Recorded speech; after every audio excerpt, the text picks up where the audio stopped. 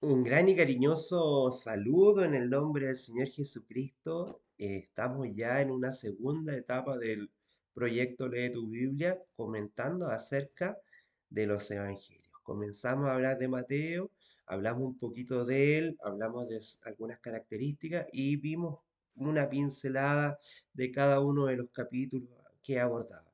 Nos quedan muchos detalles. Nos ponemos una meta de no traspasar los 15 minutos. No queremos ir más allá. Es para que solamente tú te motivas y conozcas sobre algunos pasajes de qué revela, qué quiere contarnos. eh, y se nos quedan detalles frente a este tema, pero en tu lectura, en tu interés por conocer al Señor Jesús, podrás, a través del proyecto de tu Biblia, introducirte de una manera más cercana, más profunda y en ese sentido tener la oportunidad de saber quién es Jesús.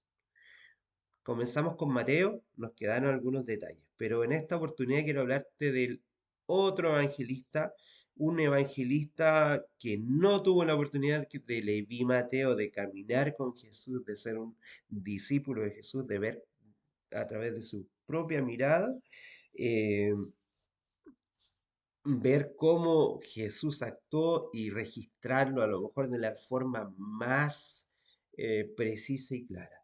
Pero ahora quiero hablarte de Marcos, que es el segundo evangelio, el segundo evangelista.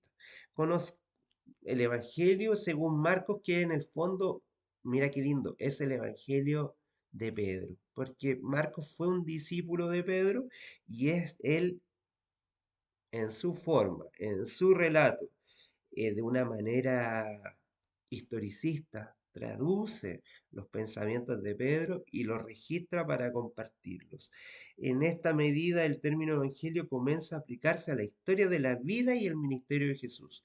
Acá comenzamos en otra etapa de Jesús. Yo te dije, es un evangelio principalmente para los gentiles.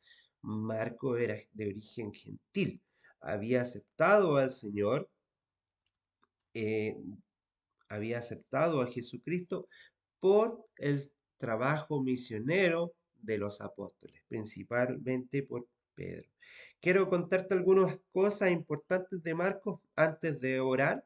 Mira, el testimonio de él y en la tradición cristiana de manera unánime se dice que Marcos escribió el Evangelio. Su nombre era Marcus, es en latín por su origen, y a la vez era su apellido. Eso lo dice Hechos capítulo 12.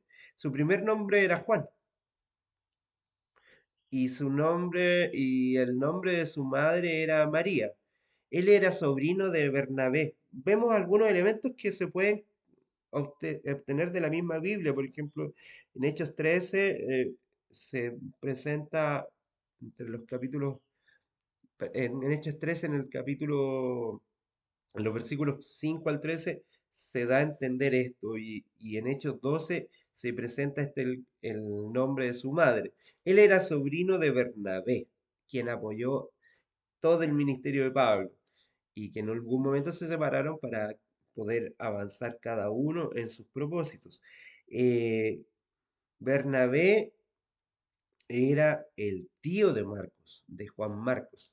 Mira, qué lindo.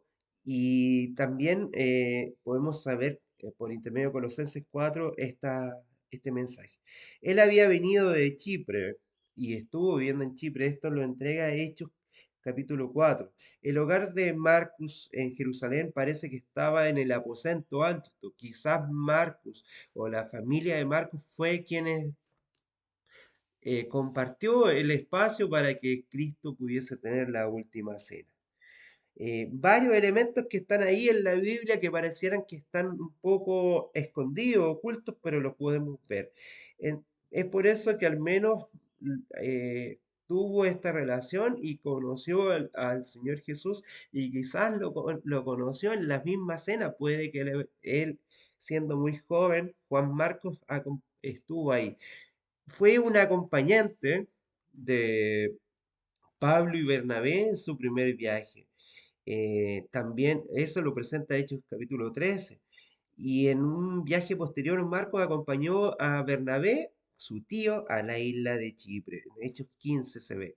Parece que Marcos trabajó más tarde bajo la dirección de Pedro y por eso es que decimos que este evangelio realmente es el evangelio de Pedro, que Pedro tiene que haberle contado tantas cosas maravillosas de su pasar en este ministerio de Jesucristo. Caminó con el Señor y Marcos no tuvo más remedio. Se vio tan motivado y mirando a Pedro lleno del Espíritu Santo, dijo, tengo que registrar esto que me está contando Pedro, no me puedo quedar sin compartir este mensaje. Mira lo que hace el Señor. Vemos algunos elementos de por qué decimos que es Pedro quien termina siendo este padre espiritual, este maestro para Marcus o Juan Marcus. Lo podemos ver en Primera de Pedro, capítulo 5, lo podemos ver en Colosenses, capítulo 4, y también como apoyó a Pablo y a Bernabé en su ministerio, lo podemos ver en Segunda de Timoteo, capítulo 4, verso 11. Así que hay un marco referencial muy importante. Marcus o Juan Marcus es uno de los cuatro evangelios y es el evangelio quizás más corto, más preciso y en muchos aspectos es muy ágil y vigoroso, más que todos. Es más puntual, es más directo en la forma de escribir, en su estilo de escribir. Se nota que no tiene la forma literaria tan poética de de Mateo, por ejemplo, que era de origen hebreo. En este caso, Marcus es más directo en presentar el mensaje enseguida, al instante, al momento. Son palabras que él está utilizando. Por ejemplo, en el capítulo 1 aparece el concepto luego, enseguida, se ve en el capítulo 1, al momento en el capítulo 4, al instante en el capítulo 41 y capítulo 1. O sea, son palabras, el escritor bíblico, el evangelista Marcus, Juan Marcus, es muy directo y preciso para compartirnos los mensajes. Quiero bueno, la verdad que te entregué muchos elementos, pero quiero también pedir la dirección del Espíritu Santo para que todos nos motivemos con la lectura de Marcos, más que con esta motivación o esta invitación que te hacemos a ser parte del proyecto Lee tu Biblia, sino que te enamores tú del mensaje que Él te va a compartir. Así que vamos a orar. Querido Señor, primeramente te damos las gracias porque tú eres un Dios maravilloso y bueno y esperamos que cada uno de nosotros se motive dentro del proyecto Lee tu Biblia y pueda ser carne y parte del proyecto leyendo de una manera profunda, seria, para encontrar tu testimonio, Señor. Queremos encontrarte a ti a través de la palabra y así poder escuchar tu voz, lo que tú nos quieres decir. Ayúdanos, Señor, a que ese sea el verdadero mensaje que toque nuestras vidas a través del Espíritu Santo. Todo esto lo pedimos en el mérito de tu Hijo amado Jesús. Amén y amén. Bueno, un poco uno se apasiona con el tema, así es que quiero pedir disculpas en ese sentido. Quiero entregarte algunas cosas del bosquejo, no sin antes decir que Marcos relata la vida de Cristo mayormente en orden cronológico, no por tópicos como lo hace Mateo. Su énfasis en los milagros señala claramente un propósito a destacar, eh, que es un propósito supremo, el poder de Dios que puede verse en las maravillas y milagros hechos por Jesús. El objetivo primero que tiene Marcos es el señalar que Jesús cumplió todas las predicciones de los profetas. Mira qué interesante y qué importante. Más allá de hablar de tópicos importantes y hablar desde la genealogía en adelante, él va precisamente al grano y señala que todos los profetas que habían hablado del Salvador, Cristo cumple con cada una de estas profecías y de las predicciones que estaban señaladas en el Antiguo Testamento. Mateo prueba que Jesús es el Mesías basándose en que Él es aquel de quien los profetas dan testimonio. Pero Marcos prueba que Jesús es el Mesías por el testimonio que da a través de su propio poder en Cristo Jesús y a través del poder que viene de su Padre. Así que para los lectores que se dirigía era principalmente para los que eran de origen gentil, para los cristianos de origen, los que eh, s- no nacieron desde el judaísmo, sino que ya habían aceptado el Jesús por sus padres quizás, y posiblemente él escribe para que los romanos puedan entender este mensaje. Por eso, son públicos distintos. Mateo tiene un propósito y Marcos tiene un propósito distinto. Quiero señalarte algunos elementos importantes de este, el Evangelio más corto, que es primero la preparación del ministerio en otoño. Comienza en otoño la preparación aproximadamente en la edad en que Cristo tiene unos 27 años aproximadamente. Siempre ha estado esa discusión de si tenía 30 o tenía 27. Hay un tema ahí con el calendario que no es tema para ahora, que lo podemos conversar más adelante.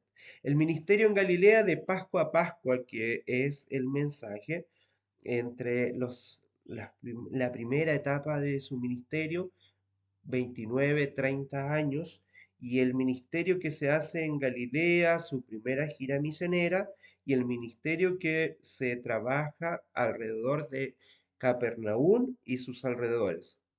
Él comienza a hablar también en capítulo 3.